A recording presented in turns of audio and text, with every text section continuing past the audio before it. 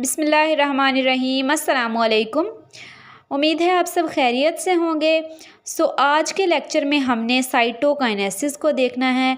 जैसे last lecture में karyokinesis को हमने देखा कि वहाँ पे हमारे पास क्या हो रहा है, न्यूक्लियस डिवाइड हो रहा है। ठीक है, न्यूक्लियस डिवाइड हो रहा था और यहाँ पे अब क्या हो रहा है, cytokinesis. Cyto means cell and kinesis means division. अब यहाँ पे क्या चीज़ डिवाइड हो रही है, सेल डिवाइड हो रहा है। वहाँ पे न्यूक्लियस डिवाइड हो रहा था, यहाँ पे सेल डिवाइड हो रहा है। अब हमारे पास जो हमने लास्ट कुछ कैरियोकाइनेसिस की फेजेस पढ़ी थी, prophase, metaphase, anaphase and telophase. तो जो हमने लास्ट फेज़ पढ़ी है, जैसे कि टीलोफेज थी जो, उसमें हमारे पास दो इस तरह से सेल्स बन चुके थे। ठीक है, दो सेल बन चुके थे और अब हमारे पास इससे जो नेक्स्ट साइटोकाइनेसिस होनी है, यहाँ तक न्यूक्लियस डिवाइड हो चुका था, अब हमारे पास सेल ने डिवाइड होना है। एनिमल सेल की अगर हम बात करें तो एनिमल सेल्स के अंदर इस तरह से दरमियान में कॉन्ट्रैक्टाइल रिंग्स बनती हैं। ठीक है, कॉन्ट्रैक्टाइल रिंग बनती है और फिर इस तरह से ये क्या होना शुरू हो जाते हैं, अंदर की तरफ यहाँ से फर्रो यानी एक दरमियान में छोटा सा अंदर की तरफ बढ़ जाते हैं ये। ठीक है, ये यहाँ पे इसकी क्लीवेज होना शुरू हो जाती है, यहाँ से फर्रोज़ बन जाते हैं। ठीक है, और इस तरह से सेल क्या हो जाता है, डिवाइड हो जाता है। लेकिन जो प्लांट सेल्स होते हैं उनमें कॉन्ट्रैक्टाइल रिंग्स नहीं बनती, बल्कि क्या होता है, यहाँ पे हमारे पास कुछ वेजिकल्स आते हैं। वेजिकल्स जो है वो दरमियान में सेंटर में आके जमा होना शुरू हो जाते हैं। ठीक है, और जब वो वेजिकल्स, जैसे formation of phragmoplast through Golgi vesicles of Golgi apparatus, Golgi apparatus से गोल्जी वेजिकल्स आते हैं और यहाँ पे जो है वो इकट्ठा होना शुरू हो जाते हैं और यहाँ पे कोई भी इस तरह से फरोज़ नहीं बनते, बल्कि डायरेक्ट क्या हो जाती है, फ्रेगमोप्लास्ट फॉर्मेशन के बाद डिवीज़न हो जाती है और इससे दो सेल्स बन जाते हैं। एनिमल सेल्स में देखें तो कॉन्ट्रैक्टाइल रिंग बनती है थ्रू एक्टिन एंड मायोसिन। अब यहाँ पे जो है वो एक्टिन और मायोसिन की वजह से, एक्टिन और मायोसिन की वजह से ये सेपरेट आउट हो रहे हैं।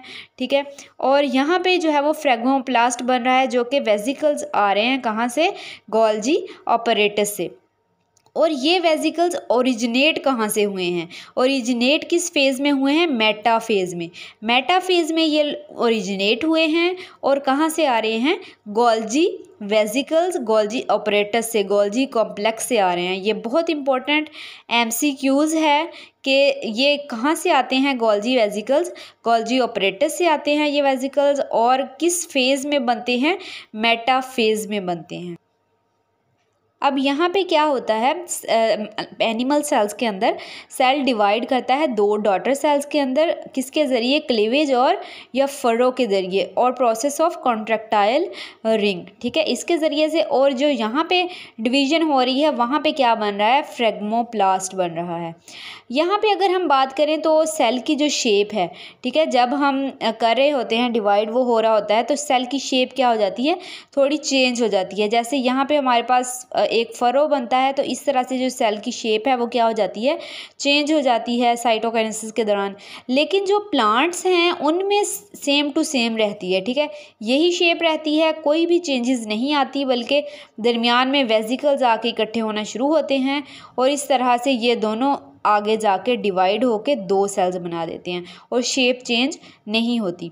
कॉन्ट्रैक्टाइल जो रिंग्स हैं वो टेलोफेज के एंड पे बनती हैं, टेलोफेज के एंड पे, और जो फ्रेगमोप्लास्ट है वो भी किसके, टेलोफेज के एंड पे ही बनते हैं। ठीक है, और इम्पोर्टेंट जो MCQs है, गोल्जी वेजिकल्स जो होते हैं प्रिकर्सर्स हैं, यानी इसके बाद भी कोई चीज़ बनती है, प्लांट सेल वाल। ठीक है, गोल्जी वेजिकल्स के बाद क्या बनती है, plant cell wall, due to cellulose and pectin, क्योंकि इनमें क्या पाई जाती है, प्लांट सेल वाल में सेलुलोज और पेक्टिन पाई जाती है। अगर हम इम्पोर्टेंस की बात करें माइटोसिस की, तो जो माइटोसिस है हमारे पास, उसमें जेनेटिकली आइडेंटिकल सेल्स बनती हैं, क्योंकि जितने जो है वो क्रोमोसोम पेरेंट के अंदर होते हैं उतने ही किस में आते हैं, डॉटर में आते हैं। ठीक है, डॉटर सेल्स के अंदर आते हैं, तो इस वजह से इक्वल डिस्ट्रीब्यूशन होती है, कोई भी क्रॉसिंग ओवर नहीं होती। चेंजेस तब ही आती हैं जब क्या हो, हमारे पास वो क्रॉसिंग ओवर हो, ठीक है। लेकिन यहाँ पे किसी किस्म की क्रॉसिंग ओवर नहीं होती, इस वजह से ये क्या है, हमारे पास जेनेटिकली बिल्कुल आइडेंटिकल सेल्स बनते हैं। एसेक्सुअल रिप्रोडक्शन होती है माइटोसिस के थ्रू ही होती है, क्योंकि एनिमल और जो प्लांट सेल्स हैं वो एसेक्सुअल रिप्रोडक्शन करते हैं माइटोसिस की वजह से ही करते हैं।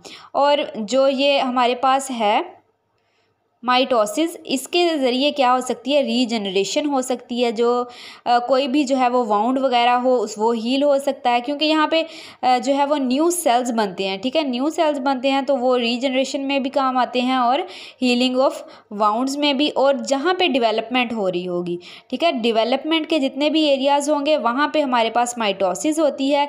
एक सिर्फ गैमीट फॉर्मेशन है जहाँ पे हमारे पास मियोसिस होती है, लेकिन जितने भी डेवलपमेंट के हमारे पास पार्ट्स होते हैं depend upon orderly controlled mitosis. वो ऑर्डरली कंट्रोल्ड किस चीज़ पे होती है, माइटोसिस पे होती है।